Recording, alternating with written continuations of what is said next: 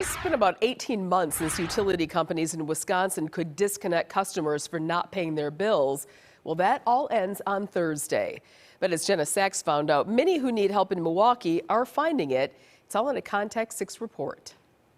All right, here's some rings for you guys. A pawn shop can be like a litmus test for how its neighborhood is faring. Even $50 can make a big difference with people's lives. Glenn Lackritz of Neighborhood Pawn says typically the week before the annual moratorium on cold weather utility disconnections expires, he sees an uptick in pawned items. They used to rush in here and be frantic. I need to get my lights on. But this year, not so much. Lackritz has a theory about that. Because of the stimulus, people have got a little bit more money. It's easier for them to pay some of these bills now than it was before.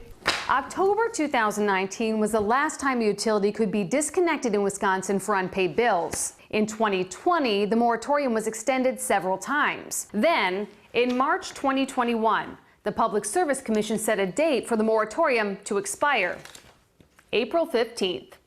As of today, We Energy says less than 1% of its customers are at risk. As soon as we can get you on a payment plan, then that risk of disconnection goes away. We Energy's has $250 million in unpaid utility bills. But those with mounting balances won't see the lights go off automatically. We make a lot of outreach attempts before anyone is ever possibly disconnected. Increased federal aid is also helping keep lights on. Since October, $19 million has been dispersed in Milwaukee County through the Wisconsin Home Energy Assistance Program. We always see a rush around this time. I think we're seeing an increased rush just primarily because the moratorium has been so long. Community advocates and its partners have helped about 40,000 Milwaukee area households since the fall. Its average benefit, $500 to $600, which often covers 30 to 40% of the utility balance.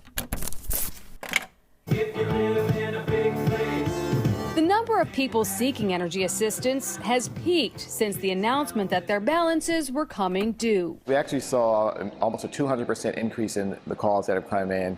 So we are having staff work Saturdays and Sundays to fill those calls. For those who can't make a partial payment, Big market for this stuff. there's one place they can always turn. We're here to help them, and that's the truth. I'm Jenna Sachs, Contact 6. Jenna, thank you. And if you haven't qualified for energy assistance in the past, you may now. All that's needed to determine eligibility is proof of one's monthly income. Before the pandemic, it was 3 months of income.